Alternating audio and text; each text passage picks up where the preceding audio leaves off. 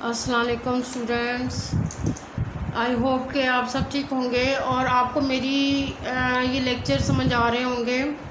मैं अपनी पूरी कोशिश कर रही हूँ कि जितना इजी वे में आपको समझा सकूँ।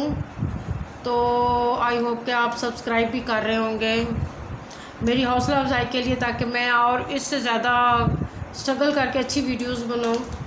ठीक है, आज मैं बड़ा इंपॉर्टेंट टॉपिक डिस्कस करने जा रही हूँ। चैप्टर नंबर 1 ही है और मैट्रिक्स एंड डिटर्मिनेंट है, 9th क्लास है।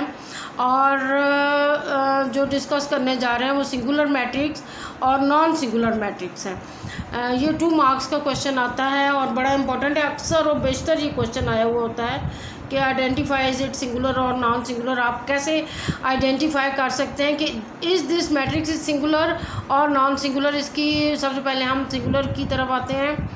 सिंगुलर मैट्रिक्स कौन सी होती है? A square matrix is singular.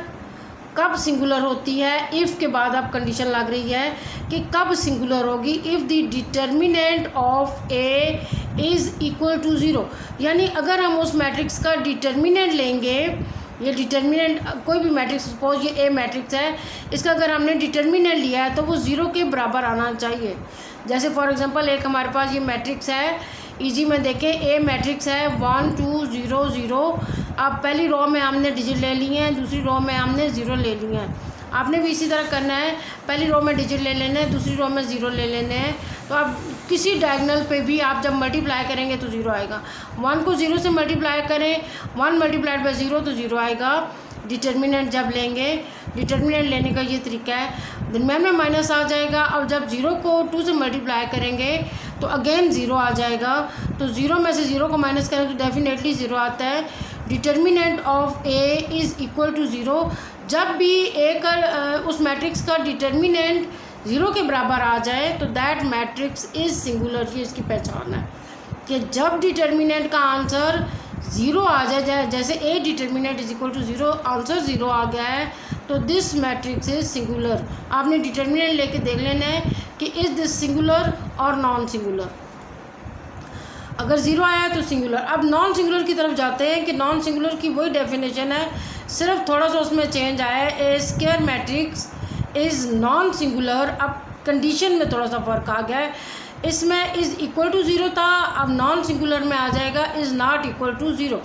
यानी डिटर्मिनेंट का आंसर आपका 0 नहीं आना चाहिए। Answer of the determinant is not equal to 0। अब उसमें तो आपने नीचे वाली रो में दोनों 0 0 ले लिए थे, इसमें किसी एक डायगोनल पे आप 0 ले लें। जैसे 1 1, यहाँ हमने 0 ले लिया, यहाँ हमने 2 ले लिया है। तो जब इस डायगोनल पे मल्टीप्लाई करेंगे, 1 को 2 से मल्टीप्लाई करेंगे तो 2 1 2 आ जाएगा। और दरमियान में आपको पता है जब दूसरे डायगोनल पे जाते हैं माइनस लिखते हैं। डिटर्मिनेंट लेते हुए 0 को 1 से मल्टीप्लाई करेंगे तो 0 आ जाएगा। अब 2 में से 0 को माइनस करेंगे तो डेफिनेटली 2 आ जाएगा। अब डिटर्मिनेंट का आंसर हमारा 0 नहीं आया बल्कि डिजिट आया है, विच इज़ 2। यानी कि आपकी कंडीशन क्या थी? Answer of the A, determinant का answer is not equal to 0 आना चाहिए। अब यहाँ इज़ नॉट इक्वल टू 0 आया है, यहाँ 0 आया है, तो ये singular. Answer of the determinant is not equal to 0, this matrix is non singular. I hope कि ये कंसेप्ट आपका क्लियर हो गया होगा।